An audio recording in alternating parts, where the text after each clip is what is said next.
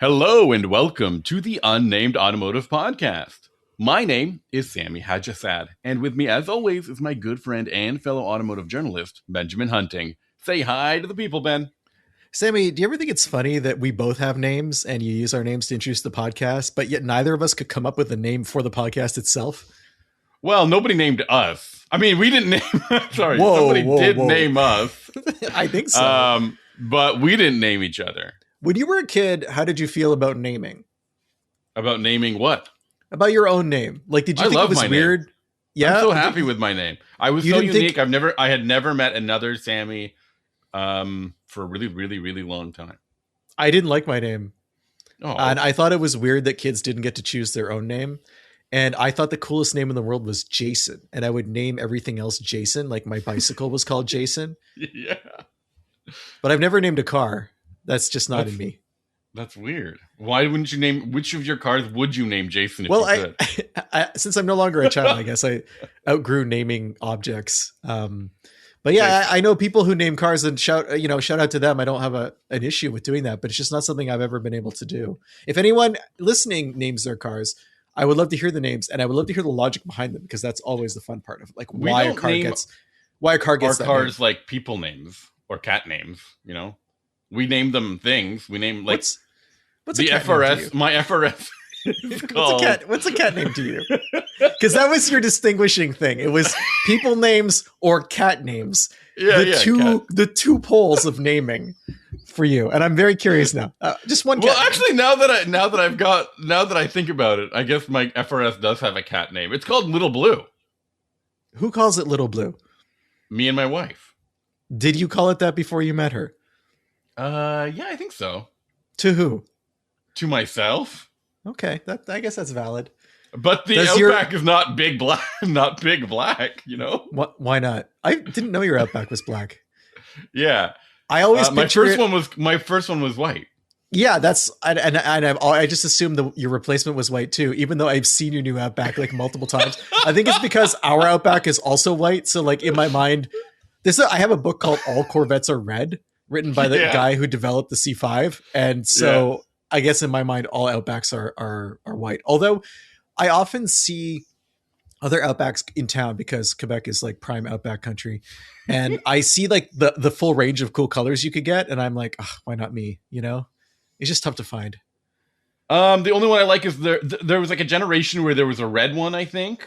Yeah, there's a good red. There's like a turquoisey blue that's nice.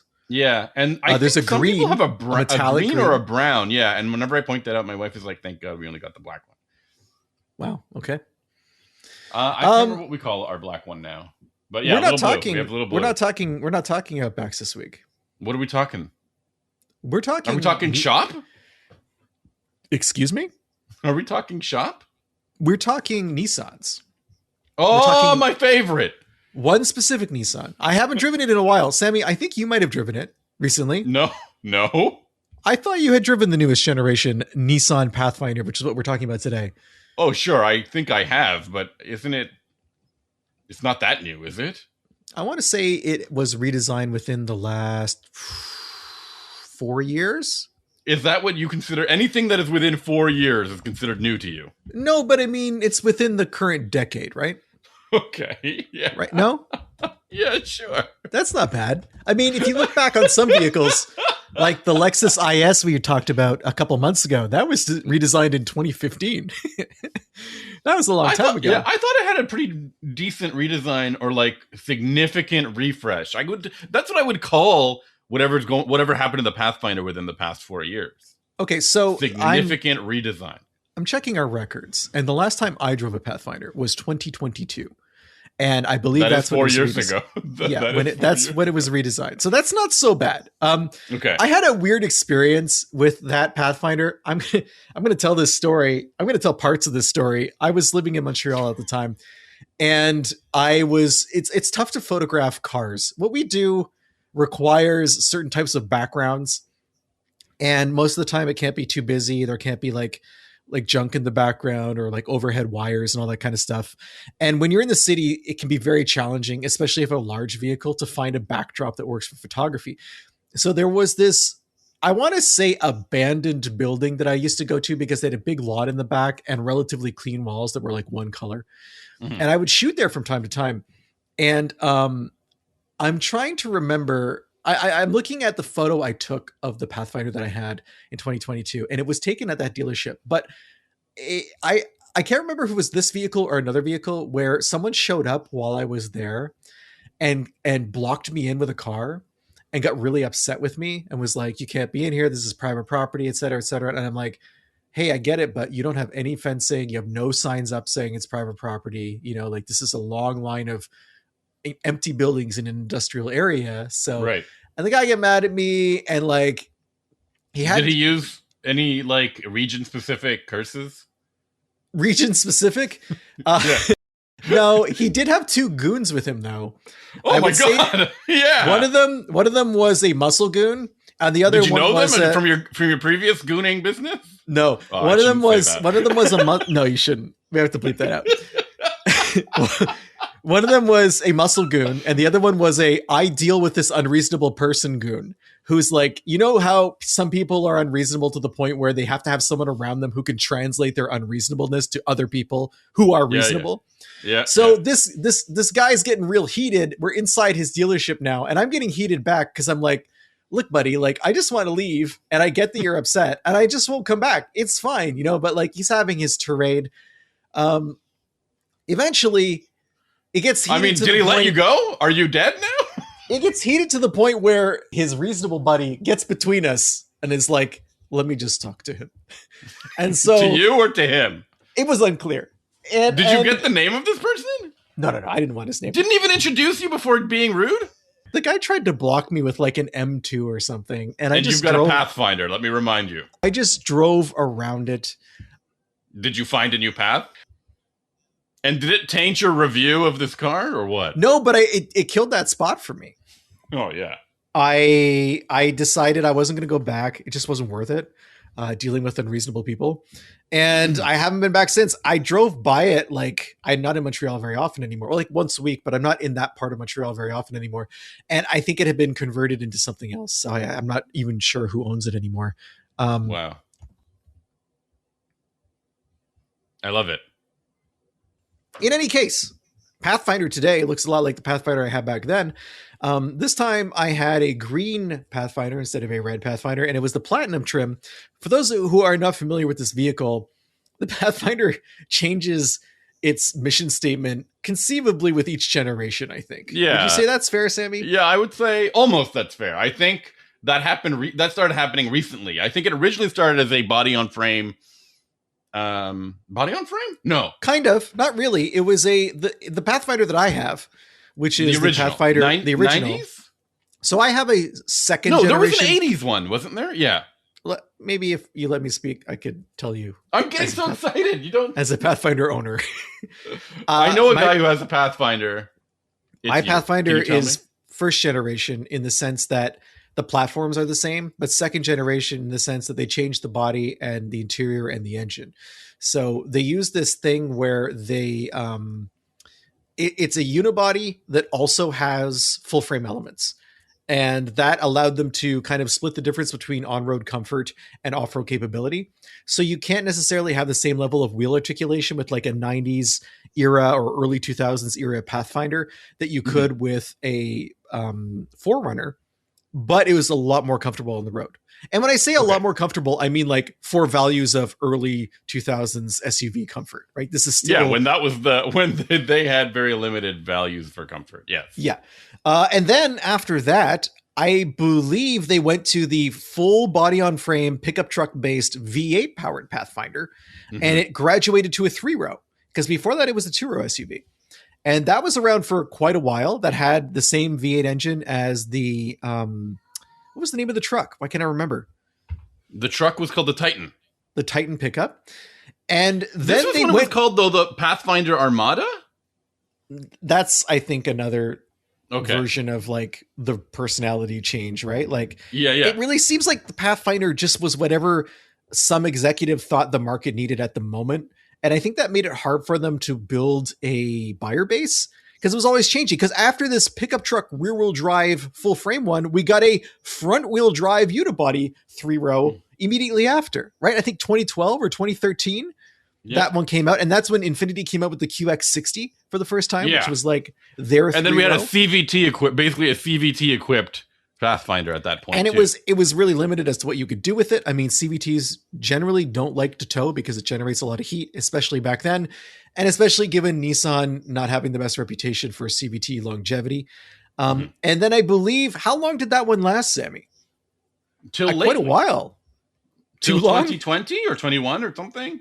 So, and then we get the one that we have today, which is again unibody, but not quite as I would say limited, commuter focused as it was. It's still a commuter vehicle. No, it's a 3-row now. So it was a 3-row then as well. It's been a 3-row since 2005, I think.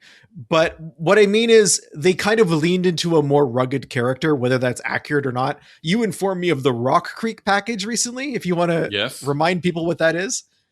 It's their off-road version of, like, whenever Nissan tries to tell you that their vehicle can go off-road, they sell you the Rock Creek version of it, which didn't exist for the real off-road vehicles. There was never a first generation like Pathfinder Rock Creek, and if anything, there was like Pro 4X, wasn't there? There was never a. Was there a Pro 4X Pathfinder when it was? No, I don't think so. There was a Xterra's package. That was Pro 4X. That was Pro 4X. They had one called, I want to say the original Xterra had an off-road package that I think was just called the off-road. Oh yeah, perfect. See, that's brilliant. Then they came up with the Pro 4X terminology. They applied it to the Frontier and the Xterra. I remember in Canada, at least, they had a Chilkoot Pass version of the first gen Pathfinder. Oh yeah, okay. For a while, I think it was like a base model with some gear. My 5-speed has a limited slip rear, which is a rare option. I think all of the 5-speeds had it, but if you had an automatic, you had to order it separately, something like that. But there wasn't necessarily like off-road spec stuff you could get to it. They just assumed, this was back when like they assumed if you bought an SUV, it was already good for off-roading. Yeah, exactly. You didn't need to have that layer. So I get this new Pathfinder. I haven't driven one in 4 years, apparently, but you and I have driven almost everything else, right? Ascents and Traverses and like, what have we been driving recently? Oh my God, Pilots. I never stopped driving Honda Pilots. Hyundai. I don't want to drive a Pilot again. You've been driving Explorers a lot lately too. I've driven an Explorer, that's for sure. Yeah, so those are all in the same ballpark as the Pathfinder. But the reason I booked this Pathfinder was to test it out in one specific area, and that is towing. Okay. Specifically, if you look at the Pathfinder, and this is something that guest of the show, Bradley Iger, talked about with me earlier in the week. Mm-hmm. The Pathfinder is advertised as having, I believe, the best towing capacity in its class. Okay. And I think I'm trying to double check right now, but I believe it's 6,000 pounds. Let me see if I can find that here. It's 6,000. It's 6,000 pounds. Now, sometimes, is that really more than like a Palisade or a Telluride or an Explorer? I would say that most 3-row SUVs are limited to 5,000 pounds. Can you double check that for me? Okay. I can try for sure. So, and what's interesting is it's not all Pathfinders that can do 6,000. It's only the Rock Creek and Platinum trims, which is what I had. The base models, the first 3 trims are limited to 3,500 pounds. Sorry, which is more in common. I believe an Ascent is probably 3,500 pounds. I think an Explorer will probably do 5. So the apparently 5,600, depending on the trim level. Okay, so normally when you see a number above 5,000 pounds for a crossover, it's them trying to tweak the figures so they can claim they have best in class, right? Right. It's not necessarily indicative of a comfortable towing experience at the limit. Now, I am personally not someone who recommends towing with anything at its limit for a bunch of reasons. The first is there's no margin for error. Yeah, it's like technically it can do it, right? Like, yeah. Imagine somebody told you technically this food is cooked. Would you really feel confident? Like, technically this car is a flotation device. It's like, I'd rather have practically than technically. So the other issue though is, and this is something I think isn't talked about enough when we talk about towing, the tow rating of a vehicle is a function of the vehicle's gross weight rating, which is the amount of weight the platform itself can handle in totality. That means that if you have a platform that has a gross vehicle weight rating of, say, 8,000 pounds, and the vehicle weighs 4,000 pounds, that leaves 4,000 pounds left over for things like passenger, cargo, fuel, coolant, and a trailer. So let's say a gross vehicle weight rating of 8,000 pounds, you might end up with a tow rating of 3,000 pounds because they assume you're going to put 1,000 pounds in the vehicle itself, and the vehicle also has a certain weight, et cetera, et cetera. So this, I'm really grossly simplifying it. There's also, I believe, gross combined weight rating, which is like the trailer and the vehicle together, whatever. The point of this is, if you're towing at the limit, if you tow 6,000 pounds in a vehicle that has a 6,000 pound limit, that means you can't have 4 people with you. That means you can't have your toolkit and spare tires in the back seat. All of that is going to push you over what's safe. And even further to that, your cargo rating will also be eaten up by the tongue weight of the trailer, which is how much of the trailer weight is transmitted onto the trailer hitch. And usually you want to aim for like 10%. So if you have a 5,000 pound load and the trailer hitch is set up so 500 pounds of that is sitting on the hitch, that takes 500 pounds out of your cargo capacity. So you're already subtracting from that. Then you start adding, cargo and people and stuff like that. I've had full-size pickups that have had problems just because of the tow hitch having too much weight on it and eating into a payload that was already quite small because the vehicle was very high featured and had a ton of accessories weighing it down. This is a very, very long-winded way of saying, I don't think you should tow at 6,000 pounds with the Pathfinder. So what did I do, Sammy? I towed at 5,000 pounds with the Pathfinder. Or very close to it. 4,700. Okay. 4,700. Normally. And how do you feel about that? Well, we'll get into that, but oh no. Normally I tow my Z when I'm doing towing tests because your Z weighs like 3.5 pounds. Like that's it. Yeah, it's a featherweight. It's 2,500 pounds, so you can tow it with pretty much anything as long as you have a reasonable trailer. Yeah, you could tow that with a Golf diesel if you really needed to. I'm using a friend's aluminum trailer, which weighs just under 1,000 pounds. So together with my Z, you get a nice 3,500 pound package. That's a pretty good indicator of how a vehicle will act while towing without really stressing it out too much. However, my Z is in purgatory right now. It is. Oh, right. I've heard about this. Having its entire wiring system replaced. It's taking a long time for various reasons. And so I didn't have it available. Oh, are those various reasons among the fact that like getting parts for this car is really difficult? No, the harness itself is a universal harness because thank goodness. Specific harnesses are not available whatsoever. There you go. But rewiring cars is very time consuming, especially, and this is fun. So my car is a 1978, which is the last year of the S30. But vehicles that were produced in the first 3 months of the year apparently have the same wiring as 1977 models. Now, there's no way to know this until you start taking the harness apart and looking at all the connectors that don't match your 1978 wiring diagram. And then you have to dig out a 77 wiring diagram. And then you have to figure out all the weird custom wiring the previous owners did. So whoever gets my car in the future, they're going to have like a completely different wiring system from anything the factory had. So it's, as cars get older and parts that are mission critical are replaced, a lot of the times they're improved and they change in ways that you can't document the same way. Anyway, right. So instead I tagged in my Cadillac, which weighs 3,750. I had never had it on a trailer before that I've towed. And it was a bit of a production getting it onto the trailer. The trailer has a tire rack. I had to take one of the bars off. I had to move the stops for the wheels forward about a foot, actually 9 inches. So, Canadian foot. And I couldn't use the rear tie downs. I had to use a separate tie down that I don't normally use. It is, as a result, a little bit more farther forward than you would have it normally on a trailer. So that's increasing the tongue weight.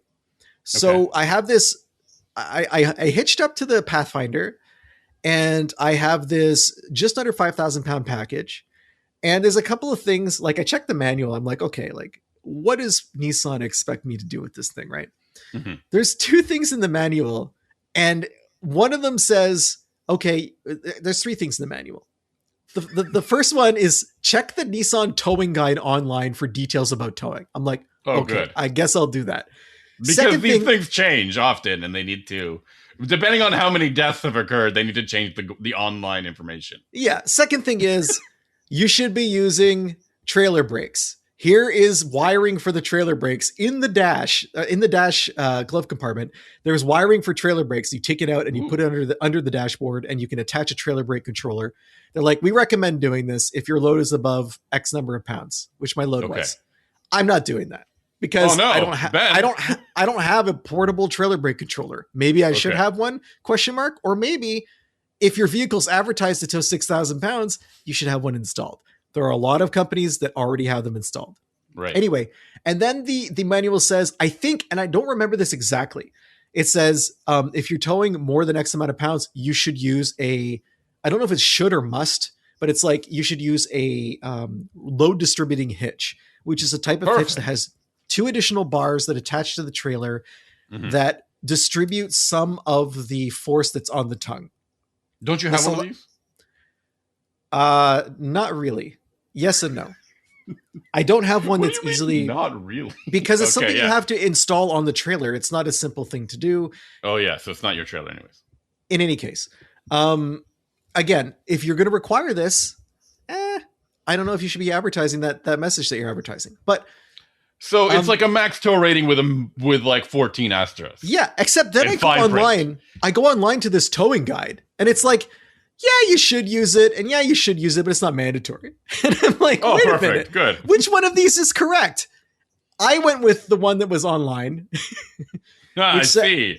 Because selective following of the guidelines, of course. There's one more thing about a load distributing hitch that's important to know, and that's you can't use it with all types of trailers. So if you rent a trailer from U-Haul, I'm not sure if this is true for the larger cargo trailers, but for the car haulers, they don't have electric brakes for the trailer. They use something called a surge brake, which is built into the neck of the trailer, and it uses the force of the vehicle stopping to activate the brakes. Like it's centrifugal force sensing.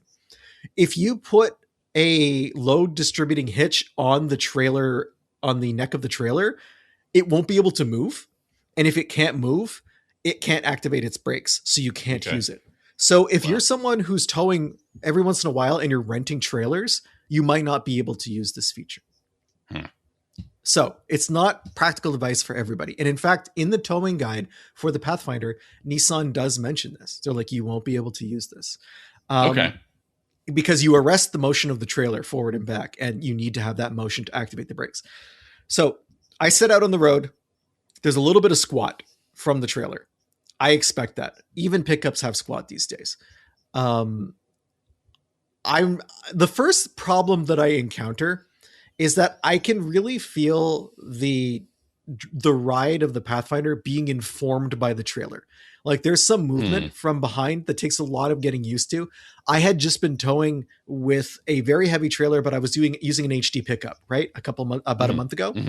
Yeah. And obviously I didn't have the same kind of issue, but you're switching to this different mentality where you're like, okay, I'm towing in like the ultimate towing vehicle to I'm towing in a vehicle that is designed to tow, but only to a certain point. Right. So it's going to, the margins of where it's happy are very different. So that was disconcerting. It took me a while to be comfortable driving it at speed with that feeling. The brakes, on the other hand, no issues. The Pathfinder was completely capable. Even though my trailer has electric brakes, I don't have the controller, so they're not being used. Right. The vehicle itself was more than capable of stopping, not even any weird noises or smells. It was just totally cool with keeping the trailer controlled at all times, which I appreciated. That was a bright spot for the Pathfinder. Okay. But more problematic was the power delivery from the vehicle. I could barely we've got like what, a 3.5 liter V6 or something? I don't think it's a 3.5. It's 284 horsepower. And how much torque is in there? Let me double check here. It's really not a 3.5? I don't know. I'm trying to find out. You also have the internet. I'm looking at the internet. It is a 3.5.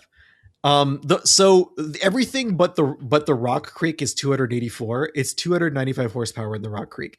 Wow.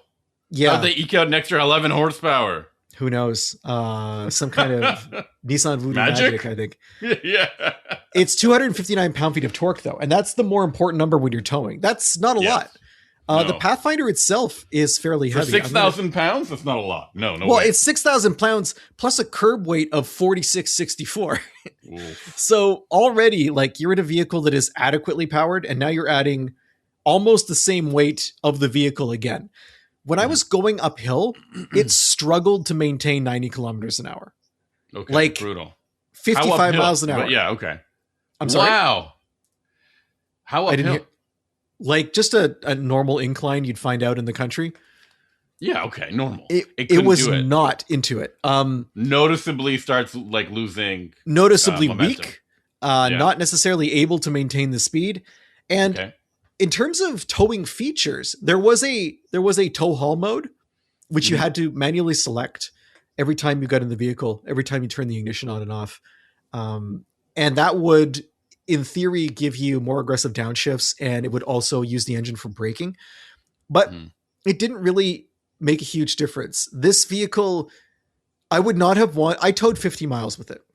Yeah. I would not have wanted to spend half a day towing this load, dealing with traffic, accelerating, decelerating, accelerating, etc. All that stuff. Just feeling like a turtle, like on the road there. Yeah, like a turtle that couldn't get out of its own way if there was an emergency situation. And I also would not have wanted to tow in a high wind.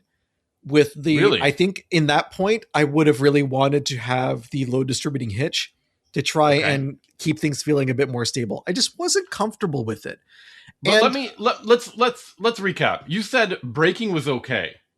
But acceleration was really the low point here. I would label it unacceptable. The acceleration. Yeah.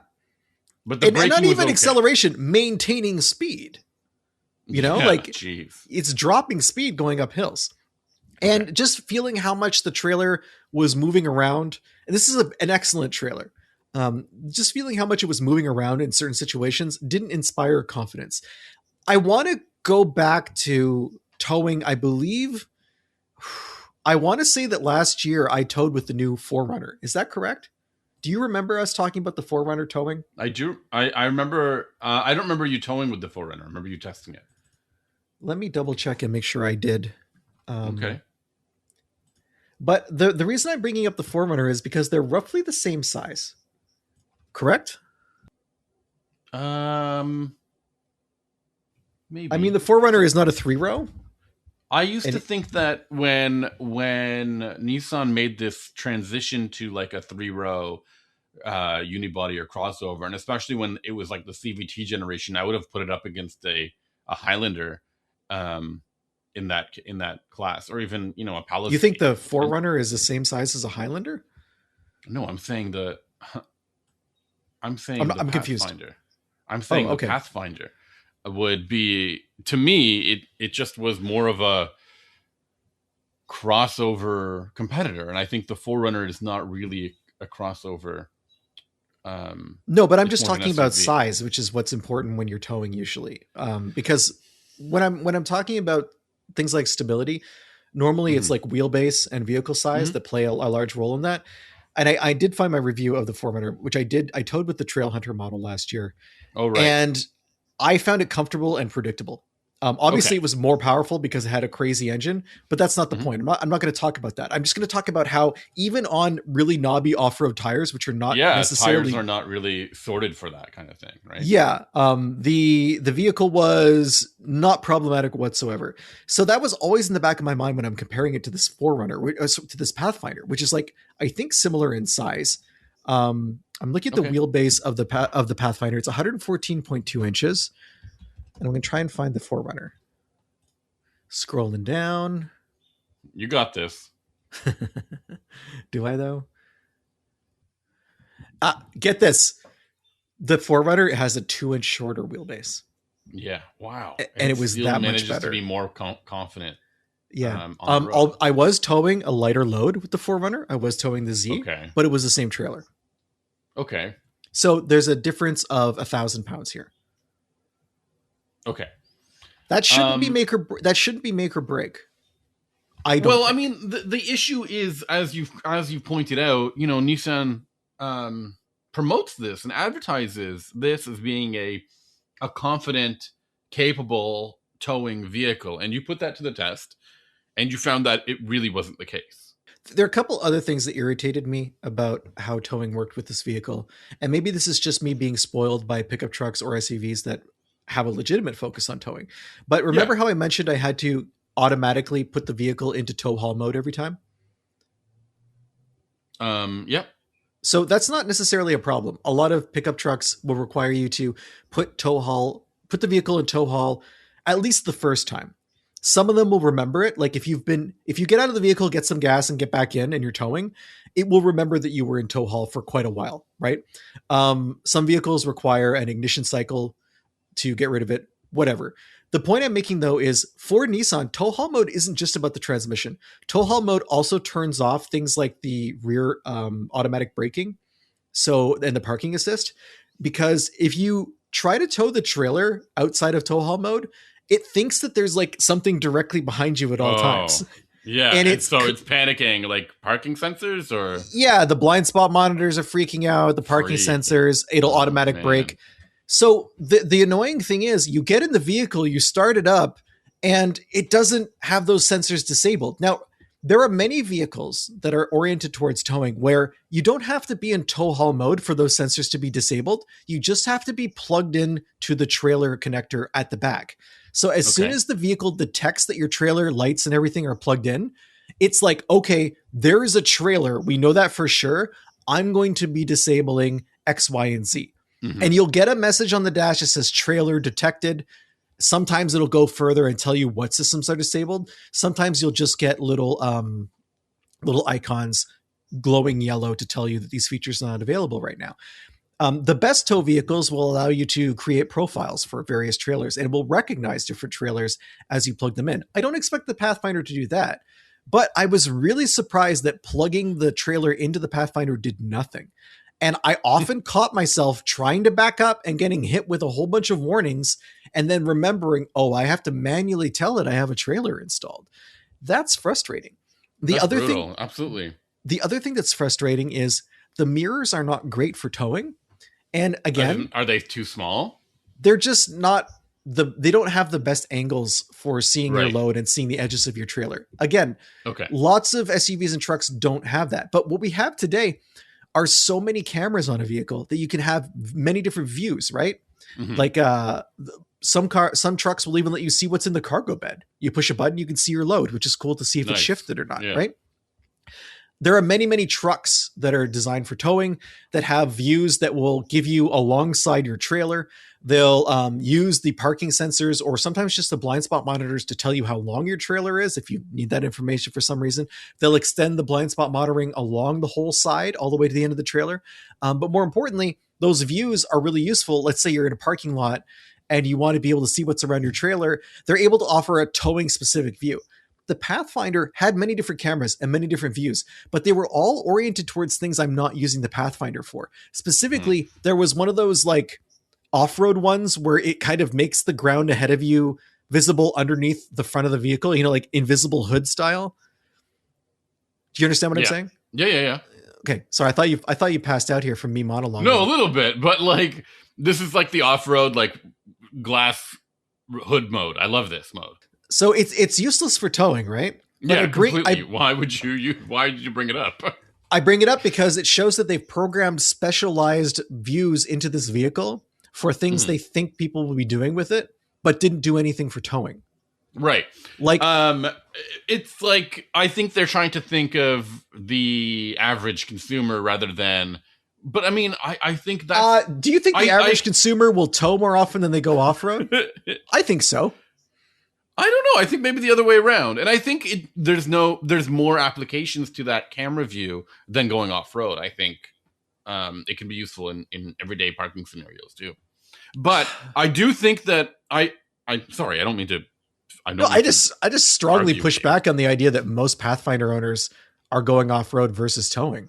I think that's I didn't say that. I said that I think that there are more applications for that camera than there are a towing camera, right? What applications? But I will say, I think when you're just like driving into a parking spot and you want to know where you are or what you're doing. No, I'm not talking about a front camera view. I'm talking about a view that's like completely absent the front end of the vehicle. Like it has that as well. When you're going to like the cottage or something like that, I guess that's considered some like mild off-roading when it's like gravel or mud, or not off-roading. You're parking in some mud somewhere and you want to make sure you don't go somewhere else. I wanted to agree with you on one thing though. The fact is, the car's like major selling point in the segment is this tow rating, and to not support that with other features, it means that that's not actually a selling point, right? There's no tow camera. There's nothing pointing back at my trailer. It means that they're not serious about that claim. The closest they get to it is this 360 exterior camera that you can kind of rotate around the vehicle, and you can see the front of your trailer kind of from certain angles. It's just, I was really disappointed by that because it feels like a free thing to do. It feels like your only cost is software. Yeah. Compositing an image. And do you think that their trucks, I mean, I think the Titan is long gone now, but like the Frontier, if it has that kind of camera function, or the Armada, it shouldn't be that hard to port it over to a Pathfinder. I can't speak to what they have, so I don't know. But it's not a difficult thing to do in the sense that other vehicles do it. And if you're going to advertise towing and you're going to give it a 6,000 pound rating, 6,000 pounds is a fairly heavy trailer, which means it's probably long and large. Mm-hmm. So you're going to want to have these features, and like, I know a lot of people are maybe listening right now and being like, oh, if you're truly prepared for towing, you're going to have the right hitch, not the right hitch. You're going to have a load distributing hitch. Perhaps you're going to have extendable mirrors that you're going to attach onto the vehicle. You're going to have your trailer brake controller installed. Sure. Maybe you're going to have some of those things, but like, there's no reason why Nissan can't help owners more than they are. There's just really no tow specific features in the vehicle. And I always look for that when I'm doing a really focused towing thing. And I just don't believe that like off-road is the primary non-commuting application of a vehicle this size. Well, I personally think that it's all these other things are novelties. This car has transformed into a commuter mobile that I said competes with something more along the lines of a Highlander or a Explorer or a Palisade or a Telluride. Yeah. I mean, Explorer actually has also some characteristics about it that are specific to it. And I think that's really sad because, as I mentioned earlier, if you're going to I love it when a car has like a killer app. This is the one, it makes it so much easier to look at a car and say, oh, I do X, so I'm going to get this car. So if you're saying, that I'm stuck between all of these 3-row crossovers, but I do frequent towing. Let's say I tow once a month or something. Then you would be looking at this Pathfinder and you'd be saying, well, it has the highest tow rating. It must be the most confident when it comes to towing. It must have the most features that support that need. But that isn't the case. And it seems so like blasé to say something and not support it, right? Yeah. Yeah. Getting off the towing. The vehicle itself is very middle of the road. I found it to be soft in terms of its tuning. It felt floaty in a way that SUVs of that size don't generally feel these days. The interior was fine, but it didn't seem to be wearing all that well. Some of the plastics were, scratched up and whatnot, which was a bit disappointing to me. Crazy. It just really felt like a middle of the road option. I'm not going to pan it. Like, it's not terrible, but you're talking about killer app. It's really hard to think of something for the Pathfinder that would qualify. It just kind of. But if I want a middle of the app 3-row, I would get like a Subaru Ascent or something like that, right? Like, I mean, I don't know what makes the Nissan, again, if it didn't have this tow rating, if you didn't take advantage of this tow rating, I guess you want the Rock Creek package, which is what you're all about. Yeah, the extra 11 horsepower really does it. I assume you can get like 360 horsepower versions of 3-rows in other segments, in other automakers, I think. So I was disappointed. I was expecting more from the wheelbase. I was expecting more from the vehicle. So you were towing, so I can't even ask you to tell me about fuel economy.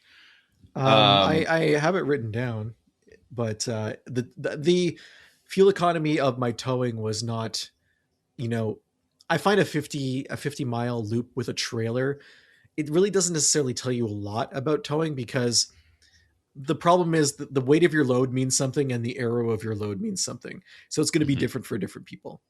Okay. There's a couple of things I wanted to mention.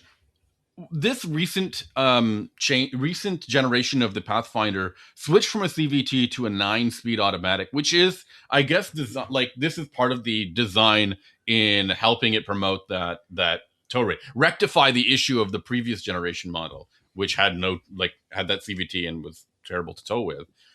But I don't think, the transmission is not the issue here, is it? No. It's not holding back the Pathfinder. I mean, maybe it is, but I don't think so.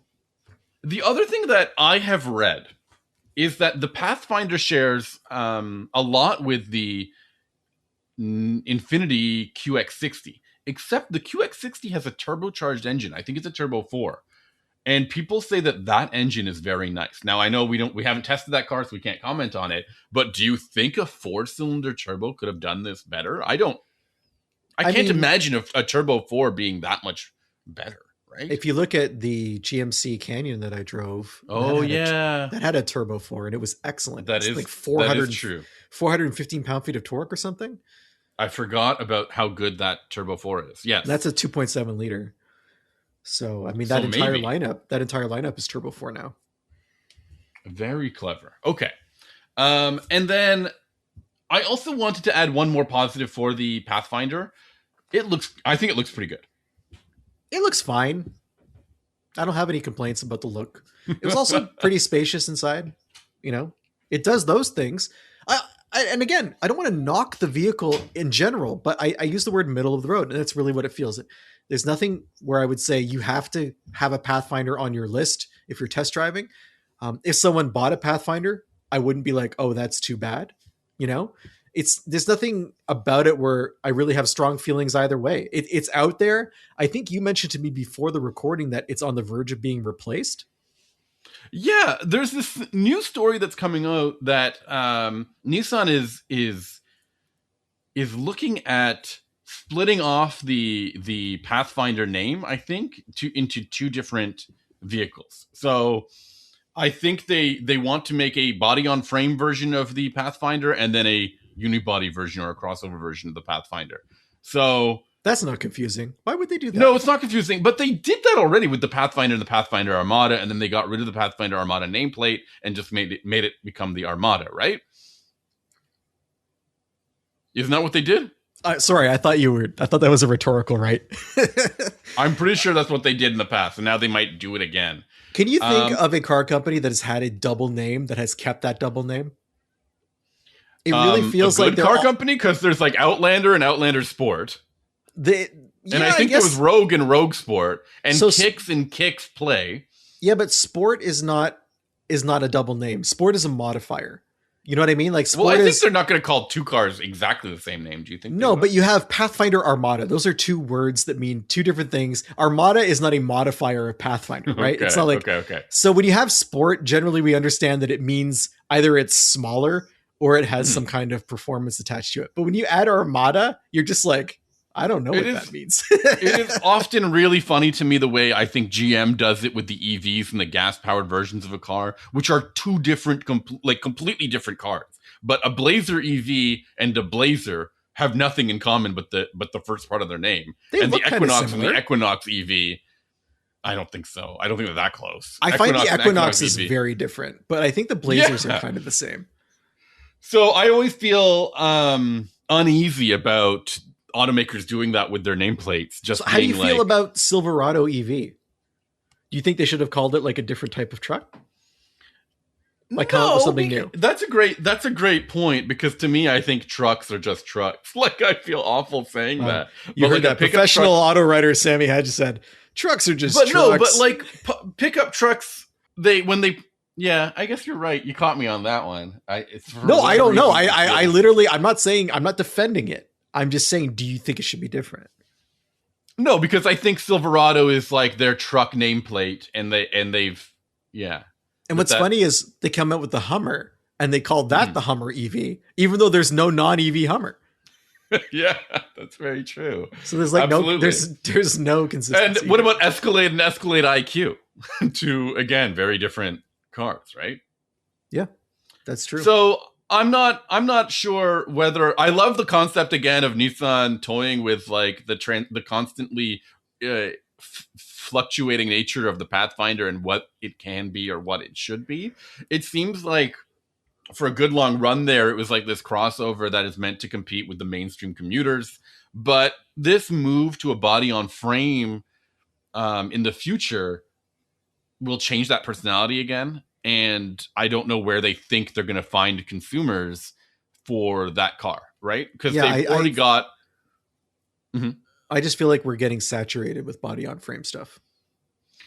And it's tough. Like what Nissan has one of the hardest jobs to do. Like they have so few cars that are surefire like hits. They're ideal cars in their segment, right? And they keep narrowing their lineup. As in removing the Altima is no longer available in Canada. The Maxima is gone. Yeah. The Juke has been gone for a long time. They never really replaced that. The Kicks went up market. The Kicks went up market. The Versa is gone. That hasn't been replaced. You know, it's the showroom is smaller than it used to be. And if they think that perhaps they're going to fill those gaps with new body on frame SUVs, I don't know if that's the case. We were talking last week about the Ford Bronco Sport, and you were saying how you like it now because you get the fact that it's something different in the crossover space. And if you look at Nissan, they don't have anything like that. Instead of maybe making a Bronco Sport competitor and calling that Xterra, they're intent on making a Wrangler competitor and calling that Xterra. Now we know that Wrangler competitors never do well. Right. There's only one out there that really the Bronco, right, has survived, but in the past, but it required a lot of effort. Like I remember, do you remember like the build up to Bronco? It had a ton of hype around it. Yeah. They got every journalist to drive it. They got every they had a drive program every like 3 days to be. And there are so many different versions. You know, Nissan's not going to have anything close to that, right? It's just the two vehicles you can never go up against successfully are the Wrangler and the Miata. It just never works, and it's never worth it. And yet companies keep trying.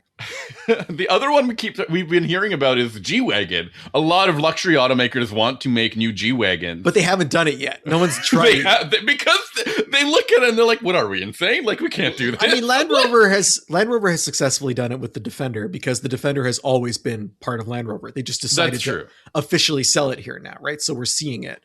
So that would be, your closest and probably even, better for certain generations because it was a lot more civilized. But yeah, I think that a lot of those G-Wagon competitors are vaporware that makes it easy to get clicks.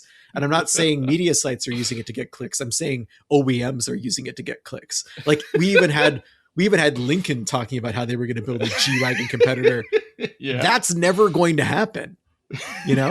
If they won't give Lincoln a version of the Mustang, they're certainly not giving Lincoln a version of the Bronco. Yeah. Or even the Mustang Mach-E, like just get anything. That's done. A fantastic point. I never even thought of that. That's the Mach-E, just badge engineer a Mach-E and give it a more sloping rear end and call it a Lincoln. Like, yeah, or badge engineer a version of the Mach-E GT and just give it to Lincoln, Yeah.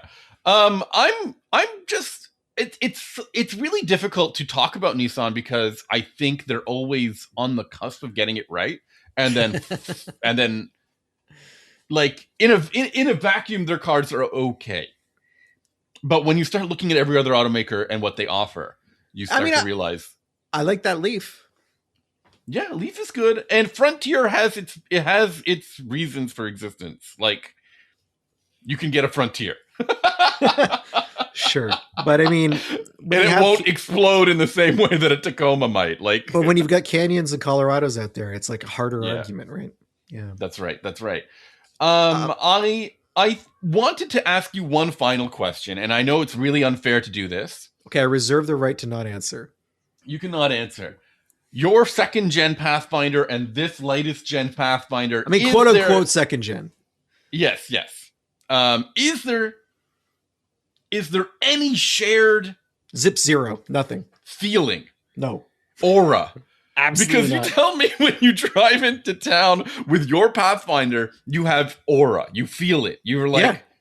I feel like I'm stepping onto the set of a early 2000s, late 90s, mid-budget drama in a small town. And you don't feel like you don't. Well, first of all, I guess you don't have like kids flinging their shoes at you from the back seat. Is that like what drama is to you? in the new gen model, you don't feel a role when you start driving the new Pathfinder. Absolutely it's not. Just another car on the road. It's anonymity personified. It is the uniform of SUVs that has enveloped the industry. And even while you're towing with it, you don't feel like, oh yeah, I'm pushing the envelope here. I'm doing. You're instead feeling like I gotta hold on for dear life, and I'm legitimately nervous. You're like, this is an insurance liability. I hope this hill doesn't get any steeper. That's how I'm feeling. Or I don't have to let off the throttle here. I hope no one pulls out in front of me. That's really tough. Yeah, they had so much potential if they just delivered on that promise. But I mean, what I like about my Pathfinder is tied to the era it's from. It's not necessarily the vehicle's mechanicals. No, but there's also like the design of it and like the feel of it. I guess the feel and design are tied to the era. Sure. I got it realigned the other day. Did I mention that? I can't remember if I mentioned that. Because I was replacing the winter tires with the summer tires with winter tires in the fall, and it fell off my jack because I don't really have a jack that's good with SUVs. All my jacks are like low, easy to slide under race car jacks. Yeah. And I keep buying bottle jacks and they're all just a little bit too tall. So I can't really use those. Anyway, you jack from the differential on the vehicle, and I was jacking from the front differential and it slid off. But because the jack is extended, like the control arm or whatever, maybe the, I don't know exactly what caught, but it fell on the suspension and it tweaked it just enough so that the toe was off. And I drove for like all winter with it pulling just a little bit to the right. And when I took the winter tires off in the spring, I could see the uneven wear. I was like, I feel like an idiot. And I went to my friend's place and like literally within 20 minutes, he had fixed it back. It was like 2 degrees off or something. So anyway, it's better now. But you still have like, it's still, the steering feel is still vague because of the design. Well, there you go. That's where they kept things together. One more thing I want to talk about between the first and last. We had a message from listener Garrett this week. He's talking about, or they're talking about how they are a longtime E-Class owner, and they were referencing the episode we had a couple of weeks back where Bradley Iger was on once again, and he was talking about the Challenger and the Charger, and Garrett's mentioning that some of that E-Class DNA ended up inside the LX platform that those vehicles are based on. There's a lot of contentious, if you talk to people from Dodge, you can't really bring this up.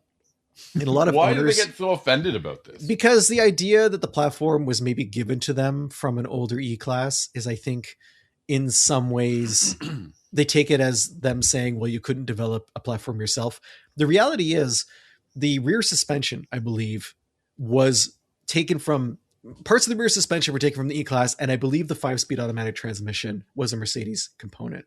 And then over many, many years, all that stuff was refined to the point where, it was like the transmission of Theseus, and they eventually went to the ZF, and it was a way to give these vehicles, Garrett points out that it was a way to give these vehicles more of like a personal luxury feel at the beginning that I think was perhaps missing from some Chrysler products. Also interesting is that the LX platform was in part derived from the LH platform that came before it, which is neat because the suspension, it was the front suspension. Let me get this straight. The LH platform was a front wheel drive platform. The LX platform is a rear wheel drive platform, and yet they share some stuff, which is kind of cool, I think. So thank you, Garrett, for reaching out and sharing. They're currently driving an E-Class wagon, which is pretty sweet. Vehicles that still stop me on the street, and I notice them all the time because they're just so classic and elegant and useful. But thanks for reaching out to talk to us about. I want to talk about it a little bit further because that that early 1990s E-Class and the Daimler Chrysler era, some people like kind of like frown upon that, right? What do you mean era? That wasn't when Mercedes was firing on at their best. Well, I think that the problem with that era, so to speak, is the merger between these two companies was unnecessary and hurt a lot of people business wise. Right. But it gets a lot of bad blood from that.